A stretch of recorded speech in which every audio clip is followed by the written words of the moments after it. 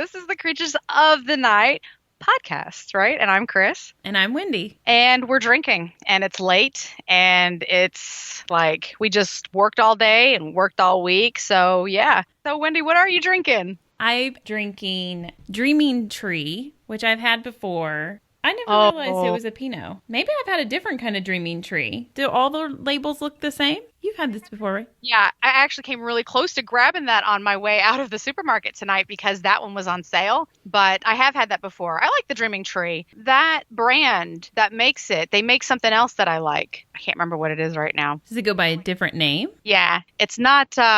begins with a G. Is it Gnarly Head or something like that? That's theirs? I didn't know that. I'm not sure if I've got it right. You're just making stuff up. I might be. Well, so when I went to the liquor barn before, Dreaming Tree had this. If you buy any of these, you can get a rebate. So, and that's when I realized, oh, they must all be from like the same maker or something like that. So don't quote me. It's probably not Gnarly Head, but they did have another one. I think Dreaming Tree is actually pretty good. I like that one. I like it. It's my go-to because I like the label and I like the name. And so when I'm buying for other people, I know that they are not the type that just buy wine bottles that have nice labels. Like they actually put a lot of thought into their wine. I buy this one. So I buy this brand because I'm like, I've seen plenty of people drink this one. So it'll be fine. You know, and I knew that we were podcasting tonight. So when I was at the grocery store deciding on my bottle of wine, I told myself, I'm going to get something brand new, something that has a really pretty label so that I can share it with Wendy. And then it can be like the it's good or it's bad kind of a thing. And I totally didn't do that because when I saw that they had, this is my favorite, like my go-to, it's Adobe Red. And I've shown this to you before. That is so pretty to me. And this fucking wine is so good. I don't know why. Like, honestly, there's probably lots of other red blends out there that are top notch. But this one just, speaking of memories, I mean, it just it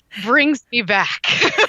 I love that it's a screw top. Yes. So that's awesome. But the picture of the house on there, that is gorgeous to me. You know, and I didn't even realize that. It does kind of look like our guy, our Billy Jacobs. Yeah. It does kind of have that vibe to it. I don't know if that's what drew me to this wine originally, but I'm not going to lie. I do love a red blend. Those are always like my go-tos are the blends because I don't know if it's just like the laziness in me or the indecisiveness in me. I am a Gemini, so go with it, whatever you want. But I'm like red blend. That sounds more like my nature. Yeah. I can stare at the Pinots, the Sauvignon Blancs, and the Pinot Grigios, like the whites and the reds, and never like fully decide on which one I want. But I walk by the red blends and I'm like, done. Let's go. We got this. I feel so lame because a lot of the times I'm like, I search and I want to try something new. But then, well, all the new ones that I see or the labels that I like, they're in the price range I don't want to spend. So my cheap ass is like, ugh. Or we'll just get the one we know is good and cheap. Right. Here we go.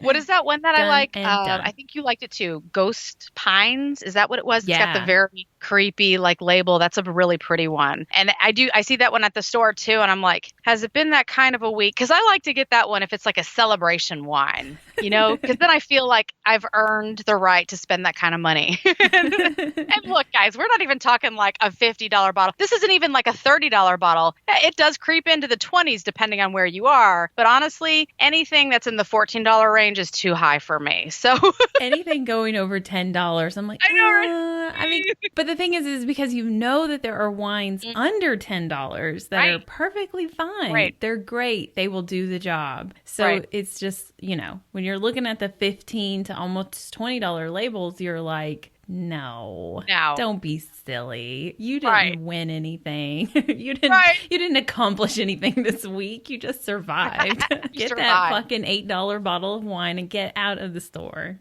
That is so funny. That's how I am too. I'm like, it's not a celebration because I made it through the week. I just need to fucking relax because I made it through the week. So $8 and we're straight. Yeah. So yes. Well, I'm glad we had that talk, Wendy. It's an important talk. You know, we're recording on a Friday night, which we don't always do. It's usually Saturdays for us. So we've had like our whole day to kind of be off. But on Friday, it's like we just came, you know, from the hell.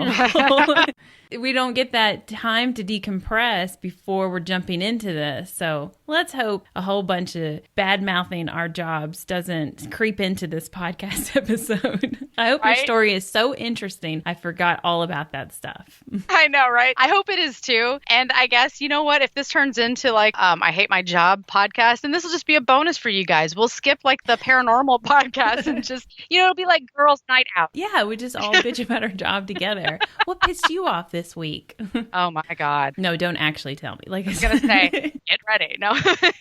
That's for another podcast we'll make. Right. I will tell you this is not bad mouthing my job. When I was coming home from work, though, I had to take a different route home because the street was blocked for whatever reason. I don't know. Probably some criminal act going down because I didn't see a car crash and they had it blocked for like a pretty long stretch. But I don't know. I'm just making stories up. So I go this other way to get to the interstate and somebody's having like a yard sale or something. There's all this shit outside. So of course I'm eyeballing it. I have no time to stop because I have to get home and get ready for this podcast. But I'm like, what's they got over there? Chris, oh my God, I almost turned around. They had 2 mannequin dolls of like little kids. There was a boy and a girl.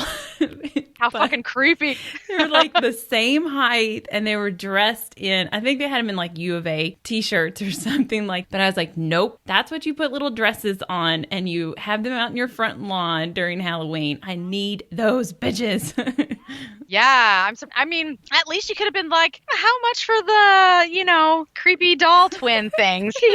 Just play it off like you don't really have an interest, but, maybe if the right price is there and just see what they were asking. Fingers crossed that nobody like me also noticed these gems and maybe they'll be there tomorrow. I might have to cruise by. I hope so. It's interesting that someone was doing a yard sale on a Friday afternoon. So I guess it's not like a yard sale because that was a dumb way to describe it. It just reminded me of a yard sale. I think it's a thrift store or something that's there. Oh. Whatever you would call that. A sidewalk sale or something. They were bringing some shit outside. They were putting out the goods. Yeah. I've never been in the store. They got my attention now, so I'll have to stop by. Oh my God. I so hope they're still there. Man, get 2 matching blue dresses. Yes. They could be the 2 little girls from The Shining. Come and play with us. I just need to put a wig on one of them. Because it was a boy and a girl. But just put a blonde wig on one. Oh my God. I'm sure it'll be fine. And then the next year, zombie kids. And there's so many possibilities. All the time. Just changing them out.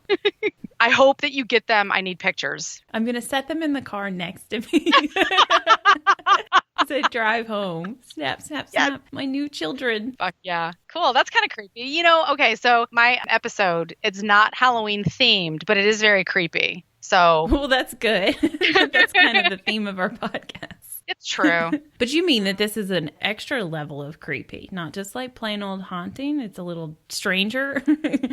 Not for you, because you know me quite well. And I don't think for you I can get any stranger. I don't think that you could ever surprise me, Chris. This is true. But I think for our listeners, this might be a little bit of a surprise just because, well, I guess I'll just get right into it then. Are you ready for me to tell you? I'm intrigued. Good. I'm glad I roped you in. So now that we've all entered into the most wonderful time of the year, I wanted to tell you all about a few very dark yet also very celebrated stories from around the world. These involve a few creatures of the night, and they are more legendary and frightening than ghostly. Just so you know, the stories I'm about to get into are absolutely haunting, but in a different sense. So that's kind of what I was leaning towards. I got you. Like give you nightmares type thing. Got it. Yeah. Yes. Right. You're all like, I'm so excited to give you nightmares. Really, I was just excited she's with me.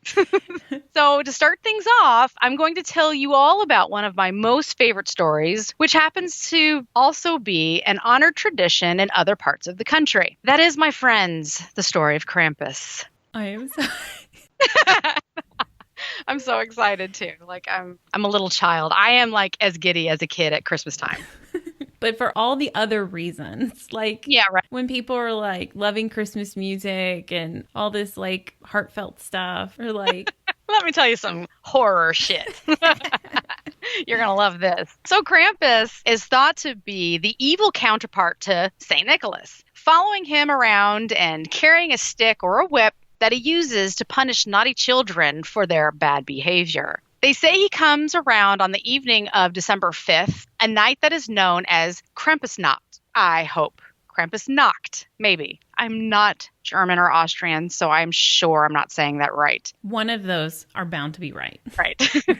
Just go with one of those. Bearing a bundle of gold-painted birch sticks used to beat naughty children, Krampus has a very recognizable sound as he approaches. The soft slap of one bare human foot as it meets the pavement, while the other a hollow clip-clop noise, which is made by his one cloven hoof. Nobody can see me, but I am like beaming over here. Krampus has arrived, and he is the terror of Austria and the Alpine region. And though the stories of his outward appearance seem to change a little from region to region, his general description is usually about the same. Krampus has pointed devilish horns and a long snake-like tongue which hangs out of his gaping mouth filled with sharp, jagged teeth. His body is covered in coarse fur, and he looks a lot like a goat crossed with a demon. Also, his arms and body are usually wrapped in chains and bells, and he carries either a large sack or a basket on his back, which is used to carry off any of those misbehaving little brats. Which is just a nightmare for him. He's just creating more trouble for himself. And I wonder about that. I think he's like, I'm actually the real Saint Nick here because I'm doing all y'all a real favor. You don't have to worry about Christmas presents. I'm taking them. They're mine now. Done. He comes to town the night before the Feast of St. Nicholas, which is December 6th. And if you're lucky, you'll end up with just a little welt from his birch branch. But if you're not, you'll wind up in a basket. After that, who knows what happens to you? However, there's a few ideas that suggest you might be eaten as a snack, drowned in a river, or just dropped off in hell. It's whatever with this guy. I will vote for the last one, the least painful one. If you're given the options, like, whoa, Krampus, A, B, or C, all right, let's just drop me off in hell. I'll take my chances. Mm-hmm. Honestly, seems like a pretty fair deal. You've been an asshole, and some creep goat demon approaches you, one human foot, one not. And he's like, all right, A, B, or C, take your pick. That's the way you go. Clearly, I don't want to be drowned or eaten. No, I don't. Mm-mm. So sometimes Krampus is accompanied by St. Nicholas, who in Central Europe doesn't bother himself with all those naughty children. He focuses on handing out presents to all that have been well behaved and leaves the rest for his dark counterpart. It's sort of like a good cop, bad cop situation here. Right. They work together. Yes. Krampus is probably getting his list from Santa. He's like, let me check out that naughty list you got there. All right. Bye. See ya. I'll take care of these. Don't worry about that. Santa's like, okay, whatever. Whatever, dude. Do what you got to do. Do you, Krampus. But nobody is really quite certain just how this sinister figure became a regular part of holiday festivities in places like Austria, Bavaria, and the Czech Republic. However, many believe Krampus hails from the Alpine region's pagan past. His name comes from the German word Krampen, which means claw. And based on his description, he's thought to resemble that of the Old Norse legend, the son of Hel, who was none other than the god of the underworld. It's a compelling history, especially since Krampus's appearance coincides with a number of pagan winter rites, most notably one that sends people parading through the streets in a costume to drive out the demons of winter. But Krampus has his very own celebration on the day before the Feast of St. Nicholas. In the Alpine region, every evening on December 5th, elegantly dressed St. Nicks pair up with monstrously outfitted Krampuses and make the rounds of homes and businesses offering gifts and threats. But the best part are the citywide celebrations where people dress up as Krampus and run through the city. Tourists will tell you that running into a coffee shop won't save you either. And the swats from the birch sticks aren't exactly gentle. Whoa, wait. I did not realize people were getting beaten. It's like running with the bulls or something. This is for real. Yes, they actually do this. They get all dressed up and they partake in like a parade, a festival, and then they will fucking chase you. Now, from what I understand, I hope what the internet says is true. You know, you just got to hope and pray. They generally tend to just swat you on the legs, but they are carrying branches, whips, and all other kinds of stuff. So, I mean, as long as they're not getting too drunk, maybe they're following the rules. I was like, I'm going to go. I'm going to beatings. I'm going to watch this online. Watch it from your hotel room, like safe, a 2-story one. They're not going to come up there. No, they're not going to find me up there. Not behind the locked door and, like you said, up on the second floor. Yeah. That's too much work for them. No. We'll even just peek out the curtains. That way they don't get any ideas. Yeah. So the tourists, they basically said that you can't run from these guys that are running after you to whip you on the legs, quote unquote, swat you on the legs. But the quote unquote festive atmosphere goes a long way towards the healing. That's the glug glug, if you know what I'm saying.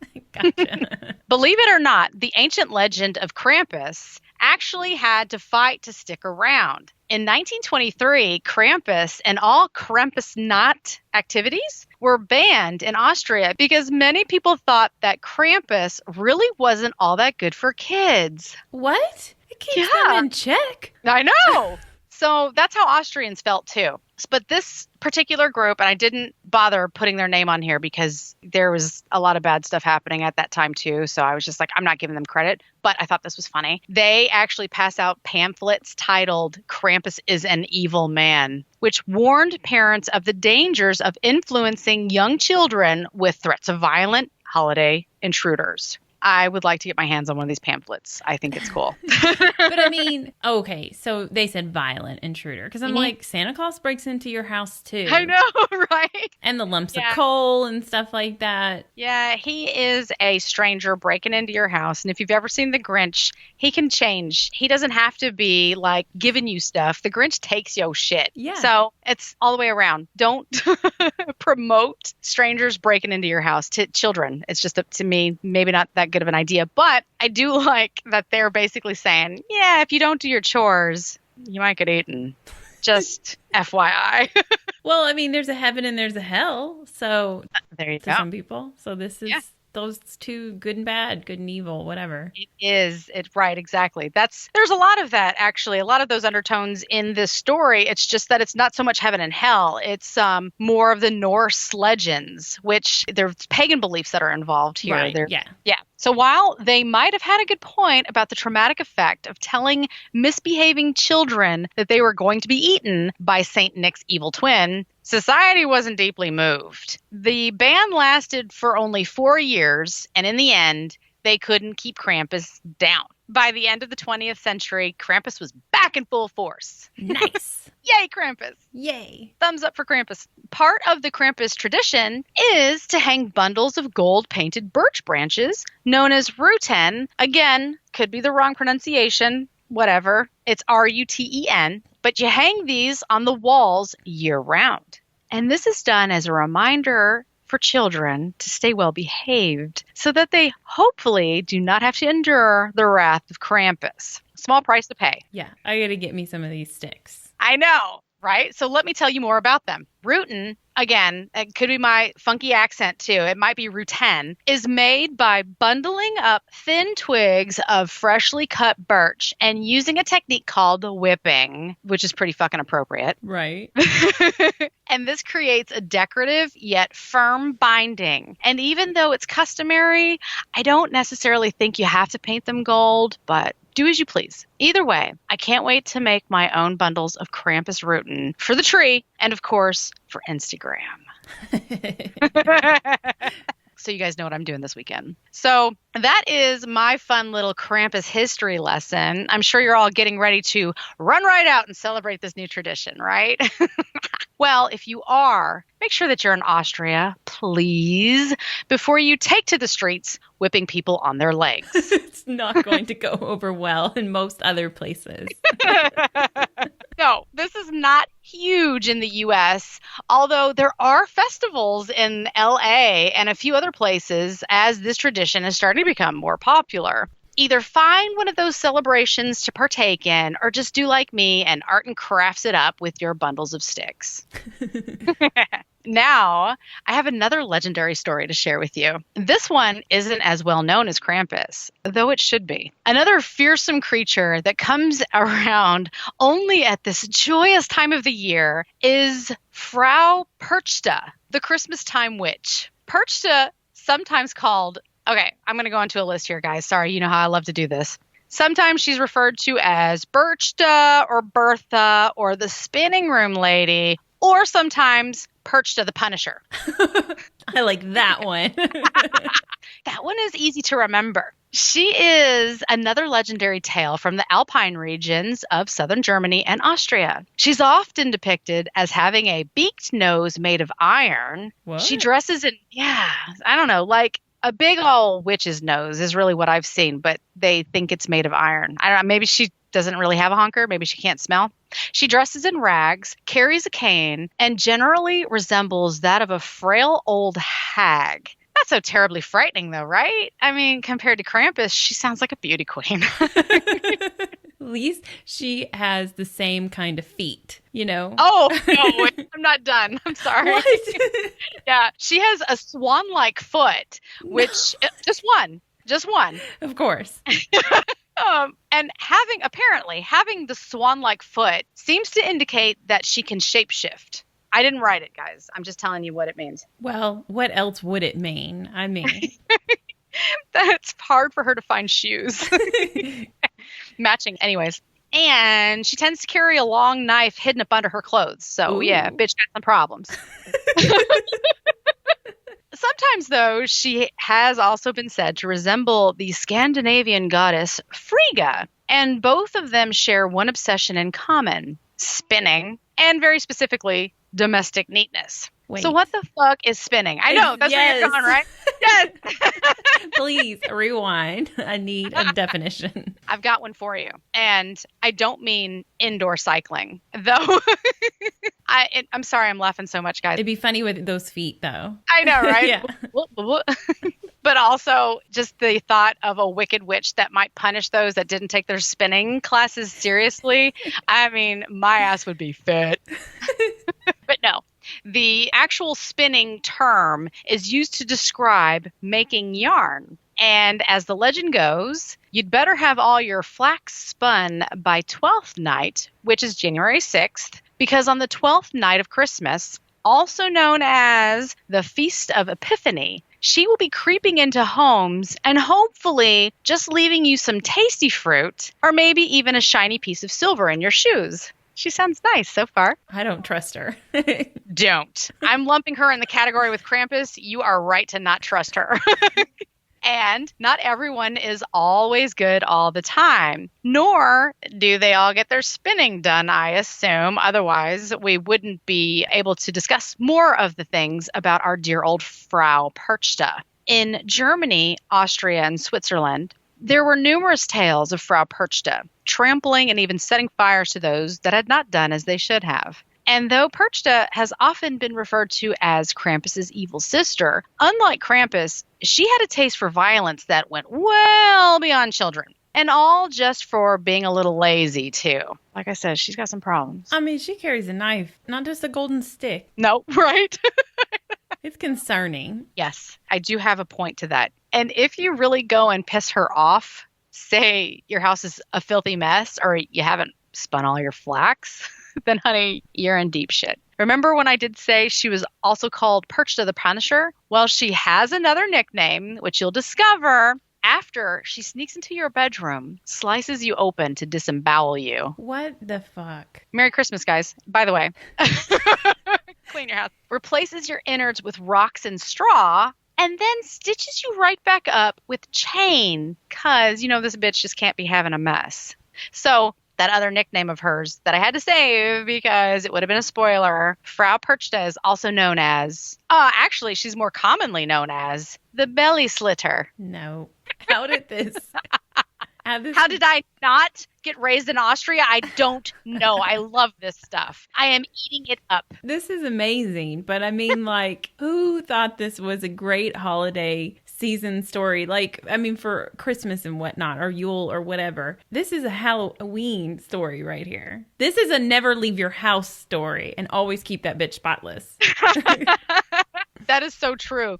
To me, it's so funny that, okay, they went beyond, yeah, there's a guy, he looks like a demon goat. He might snatch your ass up if you don't do your chores, to if you don't spin your flax, there's this crazy lady that's going to slice you right on up, take out your innards, and stuff you full of straw and stones. I mean, they must have really been angry. Maybe those kids were really, really bad and they had to go the extra mile with those threats. I don't know. I mean, honestly, to me, it just worked. Well, I can't say year round, but knowing that there was a guy that was going to come to the house and leave me some awesome presents that I couldn't get any otherwise, I mean, that was good enough for me. I get the elf on the shelf these days because there's a freaky ass fucking doll watching your every move. And then he's supposed to do some bad shit every night. But yeah, this Frau Perchta, this is definitely, like you said, this goes a little bit beyond the just scare you into submission kind of a story. Yeah. Lock doors. Stay inside. Well, that doesn't really help because she's coming in, but yeah, that's true. She sneaks in. So I don't know. Just get the fuck out of Austria. That's the only thing I can tell you guys. So Perchta does a little bit more than just check up on your spinning and chores. Other legends equate Frau Perchta with the legend of the Wild Hunt and say that she flies through the night sky accompanied by an army of lost souls, which include the demonic-looking Perch 10 that are among her servants and said to be visually nearly identical to Krampus. The only way to know for sure who is who, if you find yourself in the situation, is to remember that Krampus rides alongside Santa Claus and appears on St. Nicholas Eve, while the Perchten arrive more towards the last 3 days before Christmas. That way, you'll know exactly which frightening legendary creature you're about to encounter. Just a little food for thought. So you can stay terrified for the entire month of December. Right. So this Wild Hunt thing is actually pretty interesting. Check out this horror parade. The Wild Hunt was derived from old European folklore. This typically involves a ghostly or supernatural group of hunters passing by in wild pursuit. But it's also about pagan youths engaging in hunting to have practices connecting to Odin and the spirits of the ancestral dead. In the Norse lands, the ancestral dead are usually said to be the souls of dead warriors. Odin would be leading the hunt, and sometimes the hunt may tear men to shreds, bring up dead loved ones, or severed limbs to the hunter instead of achievements. So I bet those young pagan hunters were a little surprised by what they were getting in the end there. I don't know why, but while I was writing this particular part of the story, do you remember those magic nursery like baby dolls from like the 90s? I don't know if you remember what I'm talking about, but they were like so ridiculous. I was so like infatuated by these things, but you get this baby doll and I guess you put it in the water and its clothes like disintegrate, and then all of a sudden you've got its diaper, it changes either to a blue or a pink diaper. That way you know if you're having a boy or a girl. It's like, surprise!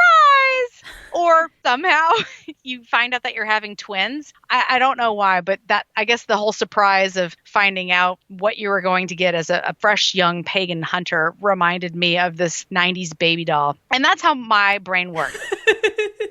Remember earlier when I said you could never surprise me? It might have just happened. Because I'm like, yeah, I don't see the connection, but okay. Yeah, the level of surprise, I got it. Yeah, because they go out, they're so excited to be doing their thing, and then they're like, oh, yeah, that's a severed limb. I mean, same thing, right? When you're like, oh, and it's a baby boy. Oh, all right. I wanted twins. Whatever. Can I return the... I get it. You really liked those dolls. I guess I did, because it totally came to mind while I was doing the story. So in the Norse legend, it is suggested that Odin is in disguise, exploring for the right rewards amidst all the turmoil. The hunters may be elves or fairies or the dead. And the leader of the hunt is often a named figure, sometimes associated with Odin. So even though carrying out these practices was thought to be a way to bless the lands, such as for like a harvest, seeing the wild hunt was thought to be a bad omen and sort of predicts a catastrophe such as war or a plague, or just the death of whoever, got to see this shit. Whether leading the dead or blessing the land, the attitude and the wild hunt's overtone is basically danger to life or to your limbs, and therefore people usually tend to stay indoors whenever there is a wild hunt going down. Yeah. Look, guys, I'm going to set this one out. I'm going to be in here. We're going to watch the game and pretend that shit ain't happening. Legend has it, if you hear the wind and thunder roaring and rumbling through the mountains on the Birchtal nights, that is the last 3 days before Christmas, you're really hearing the sounds of Perchta leading the wild hunt. Yet another one of Frau Perchta's names is Holly, who is a winter goddess whose name actually means shining or bright. Her dual nature is expressed in the fact that there are both evil or ugly Perchtin and pretty Perchtin, both of whom you might find in a typical Perchtin loft, which, yes, it's another run that they have in Austria. They have just like festivities over and over and over again leading up to Christmas. That's why I'm like, man, maybe, but I'm just going to have to get that hotel room and stay away from the whipping and stuff. It just... Come on, a few drinks and you'll be fine. I can run. I just don't know for how long. I love this. Can we just go live there in the month of December? This is the best. How cold is it? They do get some snow. From what I understand, Germany and Austria get a shit ton of snow. They had so much snow last year that people were like snowbound. Is that the right word? You open up your door and it's like you can't see anything because there's snow right in front of you. Hopefully you've got enough lamb in the freezer that you can just like, you're all right. I don't know. But they still hold the festivities, right? Because I think with enough alcohol, I can handle the cold. This is serious tradition, guys. This is like when you come to Salem for October. It's going down no matter if we have a freak snowstorm. And I mean, I think our freak snowstorms are probably nothing compared to the freak snowstorms that they have in Austria. But it's that legendary. Like they do it all the time, every year. So yes, it's going down. I'm loving it. I know, right? So I'm not really making a whole lot of yarn these days, but damn if my house won't be spotless come Christmas time. And when January 6th has arrived, instead of wah wah, that Christmas is all gone, why not celebrate Perchtentag by telling your children that they'd better clean their rooms or Frau Perchta will come and disembowel them in the night? I mean, kids love that sort of thing, right? Can you imagine telling our teenagers that? They're going to be like, get out of here with your crazy stories. My son would be like, you've told me this already, Ma. She hasn't come before. She's not coming now. No, but I have to say that is one thing that I do miss about my son being younger was the look on his face when I tell him stories. Now, look, guys, okay, like I have to say that and also, I guess, add a disclaimer. I wasn't telling him that things were going to come and eat him, just so you know. But I did like to tell my son about goblins and trolls. And he'd ask me, why does this or how does this? And I don't know how everything works. So I would just be like, goblins. And he would just look at me with this like wide open wonder, like, wow. And then my husband would be like, don't listen to her. She's lying to you. He would kill it. But I do miss that. I do miss that innocence, I guess, in his eyes. Oh, we had the kids believing for years that their father had a giant squirrel as a best friend, a giant squirrel that could talk as a best friend. Yeah. We used to take hikes and we would tell them stories about Jimmy the squirrel and their father and how they hung out together. And they'd be like, you're lying to us. And we're like, no, we're not. And we both just told the story together. So now when you guys go on hikes, what do you tell them about? Well, I think that they've realized that Jimmy the squirrel isn't real. No, I get that because they are much older, but I wonder if is it now like, do you remember when you guys were so cute when you fell for that shit every single time and they're just like stomping through the mountains, like hating every minute of it, but you get to have that joyous time. Remember when you guys were stupid little kids? No, they've never admitted to us that they didn't believe in it. It's just that they make little comments every once in a while. They'll say like Dad's friend Jimmy the squirrel, right? And it's like, what, do you not believe anymore? How dare you? Damn. I wish you'd told me that sooner. I would have been signing cards also with Jimmy the squirrel just to keep that shit going. Now that I know, I'm going to have to bring it back. He's going to get a separate card. Where have you been? You moved. I can't find you.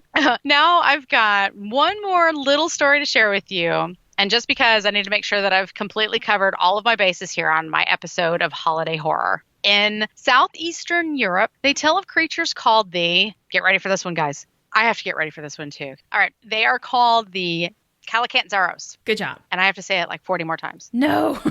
Let's give them a nickname. Let's call them Roberts. They're Roberts from now on. Okay. Is that a Christmassy name? Would you go with Robert as a Christmassy name? Jolly old St. Roberts? It's not really working. But I mean, like the witch had like 7 names. So I mean, True. All right. Roberts sounds fine. Roberts works for me. And these little unfriendly Christmas elves make their appearance around the same time as Frau Perchta. Now, generally, when we think of elves, we think of cute little helpful creatures. Well, okay, maybe sometimes they're sad and really prefer to live the life of a dentist like Hermie, the misfit elf from Rudolph the Red-Nosed Reindeer. But not the Roberts. No, not so much. These little creatures are a little more like malevolent Christmas goblins. Having roots in Greek folklore, the Roberts stay underground all their lives, but between December 25th and January 6th, they make their way to the surface. Descriptions of the Roberts vary from region to region, but many seem to agree that they were like little devils. They are small, human-like, but having long tails, and they also seem to have a particular liking for frogs and worms, just like fish, apparently. That is... I mean, they do live underground, so I guess that's what they're used to eating, so they're just like... I mean, whatever, right? So what they eat is fine. I think you threw me off with the tail. I mean, this is just, this is just not how I would envision an elf. An elf. So yeah, they've equated them to elves, and I wanted to just like kind of slide that one in because you were so excited to have an elf in a story. So I just like, yeah, we'll be like elves, but they're not. They're devils, is what they are. Sound like it. The Roberts. They're also blind, probably from a result of their living in a subterranean, world underground. Yeah. However, this would not interfere with them making mischief. During the day, people were safe from these guys because daylight is deadly to them. However, at night, the little imps were at large and waiting for their victims. Anyone out alone needed to beware because... if they would encounter the Roberts, sorry guys, they would be forced to carry them around until dawn. But those that stayed inside, they weren't safe either because the Roberts would attempt to draw them out by imitating the voices of passed on loved ones. Oh. Yeah, they were wicked little things. Dirty little trick there. Yeah, I mean, some voices have got to be pretty hard to imitate too. So, I mean, it's outdoors too. Breath is on the wind, so maybe they were able to get away with it. I mean, I'm assuming they're like magical in a sense, so they can do whatever they want. I'm just like, they would have got us, right? Oh, yeah. What was that? Get your recorder. Oh my God, no kidding. Right? I'm drawn out of bed every morning at like a specific time anyway. So I'm like, fucking leave me. Oh, wait, what? Oh, you're really going to fucking talk to me today? Okay, fine. Let's do this. Let's go ahead and have a chat. Yo, you're outside? All right, I'm coming. Let me just get my coat on. Yep. And it's a devil. And then boom, you're terrorized. If their victims wouldn't come out, I'm going to try it again. Kallikantaros would break the fuck in. They snuck in through cracks in the windows or through the keyholes of your doors. I guess they're like mice. Or they just come down the chimney, kind of like St. Nick. Once inside, they smash up your furniture, eat all the food and drink all your drinks. And they urinate on anything else that's left in the house that might be edible. All these are like Krampus and the witch and stuff. So you imagine they just came from like lores that people were making up to keep their kids in line or whatever. It was just fun, festive stuff. This sounds like some creatures that just they happen to see around the same time. We have certain animals like Akudamundes. They tend to only come out of the caves at like when it's a certain temperature and the time of year. And they will like hibernate the rest of the time almost. They're not actually hibernating, but you just never see them. So it's like these little brats just fucking came out of the ground around a certain time of year and they were awful, like some Tasmanian devil type shit, like tearing stuff up and peeing on things. Like, oh my God. I think this really happened is what I'm trying to say. Yes. This actually, I mean, out of all of them, this one seems to be the most legit. There's some more things that I'm going to sprinkle in here later where it's like people just be getting crazy. But yeah, this does sound like a cave critter. It's like, oh, the sun isn't out as long as it used to be. Let me go and like look for some food. Oh, your door's cracked? Well, smells good in there. What you cooking? I mean, I definitely think that people could have exaggerated over the years. Yeah. But this is like the first story that you told that I'm like, that shit could have happened. It could have stemmed from something. There is some creature out there that will do this to you. Okay. Well, good. I'm glad that you believe in the Kallikantaros. I'm going to have to learn how to say it now. tough one. Honestly, I even listened to, you know how you told me about listening to how people pronounce things online? So I found a YouTube video where that's what the guy does. He just says it over and over again. And I still can't say it because here I am and I'm like, fuck it. We're going with Roberts. I found that on YouTube too, by the way. Yeah. If you just type into YouTube, how do you say this? It'll find you like a little video that says the word for you. Yeah. And that's what I did. I sat there. My husband was asleep on the couch. And I'm like, okay, Kallikantaros. He said it so smoothly. And I was like, oh, yeah, this guy's got it. He could be a robot for all I know. But it just rolled off his fucking tongue. Right. All right. So back to the Roberts. If they encounter anyone during the process of tearing up your crib, the Kallikantaros would terrify them with their hideous red eyes, their hysterical laughter, and they also like to torture by biting and scratching. So, to me, they do sound like critters. Yes. They're in your house, and they're, feral-ass critters. Hey, honestly, what if they're just squirrels? What if they're just like... really ugly ground squirrels? Right? They could be. I've seen the, Christmas Vacation, and that squirrel was kind of an asshole. Yeah. Tore through that house. Squirrels are assholes, but even Jimmy the squirrel, we told bad stories. That's right. It was always him and their dad getting in all kinds of like mayhem together. But anyways, if it's really cold over there, they might live underground so much that they've gone blind and their eyes are different colors, and then they're bananas because you go crazy living in the darkness like that. Clearly. This all sounds scientifically possible, is all I'm saying. You're right. Well, I have to tell you that you're making me very happy that I left this one in because, there was some other research that I'd done on this earlier. And I'm like, Wendy's going to fucking just hate my guts for putting the story in here. No, I love this Christmas demon squirrel. Awesome. So their version of the 12 days of Christmas is a little less about giving and more about terrorizing. It's also thought to not be a happy occasion if a child is born during these 12 days because there's a chance that the baby will end up as one of these hideous goblin-like creatures. And this is what I thought was kind of weird. I said all of that other shit. I know. And this part. In order to stop this from happening, that is them turning into these goblin-like creatures, the parents will bind their babies in tresses made of garlic or straw or simply burn the baby's toenails. What are you saying? I don't know. That's just weird to me. Look, I've had a problem with ingrown toenails my whole life. So when you come to this whole burning the baby's toenails, I'm like, maybe I should look into that. Maybe that's actually a fix for this sort of thing. Or maybe, I heard the story, I think it was on Lore. No. It was definitely on Lore. And he's talking about in Asia where they used to bind women's feet so they would make them smaller, instead of, and I'm like, so maybe they were burning babies' toenails because the people in China, they just wanted women to have small feet. These guys just don't want their kids to turn into goblins. So, shit, maybe they did it. I am not at all shocked that they believed this stuff. Right. I'm just like, I don't know. Where did they get the idea? Right. What told them it's toenails? Take the toenails off. Oh, right. I have something that might lead into the burning, not so much the toenails. Right. I don't get that at all. But it's a lot safer than like cutting off toes or fingers or anything like that. So totally. True. Because honestly, like a little singe, like you light a match and because it just says burning the baby's toenails, like, I don't know, it leaves a little black mark. Like how much burn are you really doing there? I'm sorry. The entire time I envisioned they were taking the toenails off, but okay. No, it's actually just a little burning of maybe that's how they even cut toenails back in the day. I doubt it. I don't know. No.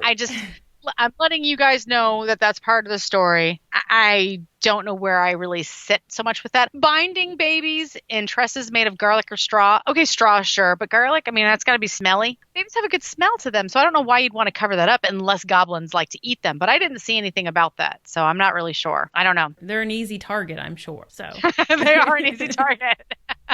Okay, so there is one way to ensure that these little violent critters keep away from your home. The preferred method is to burn a Yule log for the 12 days. Apparently, they really don't like that.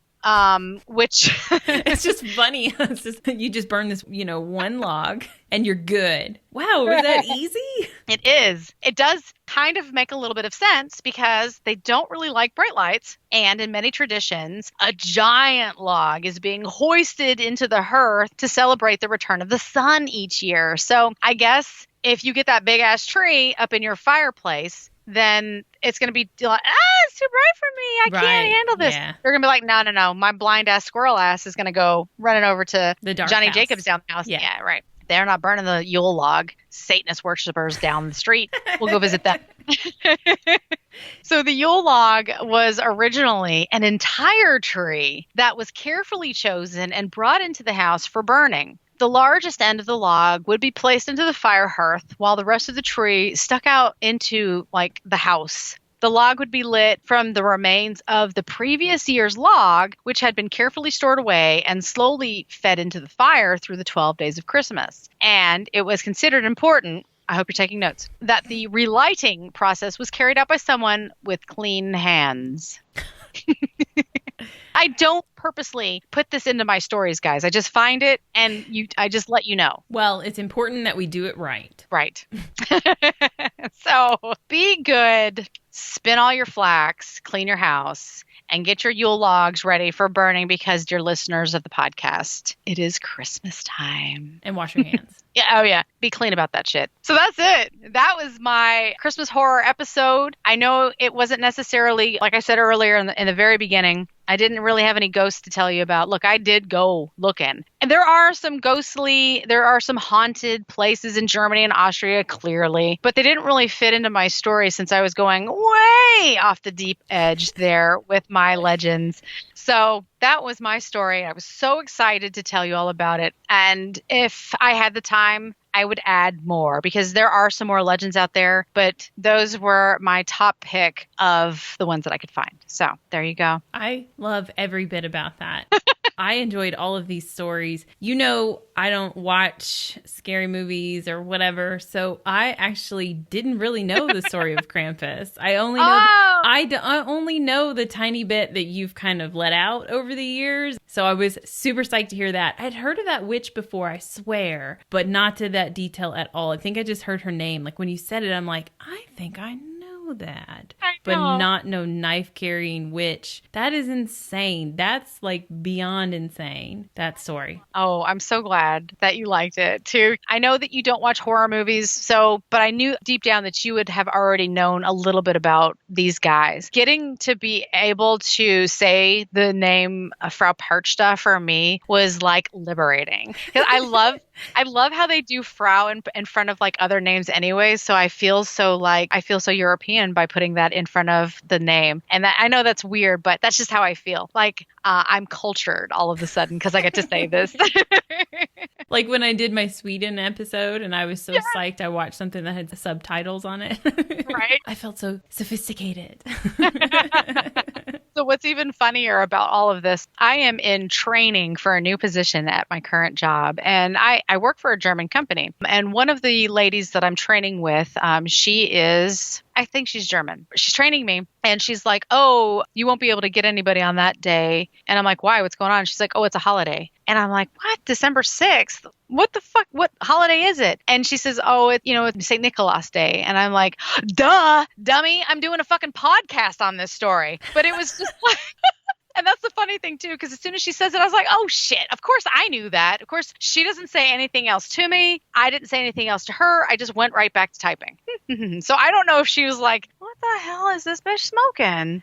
Because first of all, I'm like, what is this? And I'm like, oh, yeah, duh. I knew all of that shit. I didn't even bother her with the fact that I'm like, yeah, you didn't know I'm super big Krampus fan over here. OG Krampus, yo. That's so funny, though. I mean, did she give you the idea for the podcast or you were already writing it? Yes, I was already writing it. I knew that the Krampus Festival was coming up because December was coming up. And by luck, Wendy, by fucking luck, I flipped my calendar and Krampus Day, December 5th was coming up. And I'm like, oh, that's my week too. I'm so excited. I get to tell the story of Krampus. Wendy, I went on a mad search to find anything haunted to go along with this story. And it just didn't work out for me. So that's why you guys just got the legends. I love it though. I don't even care that there's no ghost to it or anything. The legends, I love them. Well, I'm glad that you did. I was very excited to share that, if you couldn't tell, because I was giggling like a little schoolgirl through the whole thing. And if you all also enjoyed the story, please write to us and let us know. Also, tell your friends. It is, after all, the season of giving. Don't hold out on your bros.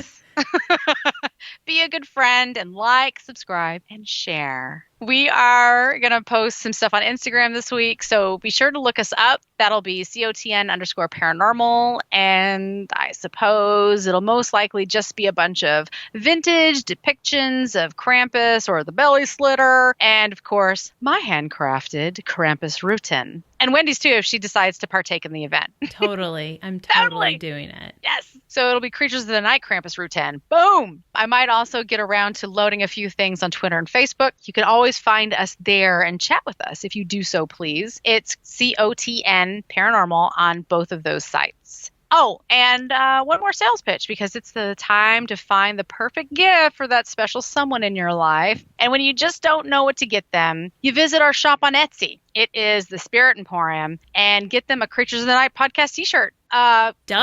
Yeah. They're awesome. We wear them, and not just because they're so damn good looking, but also because we like shirts.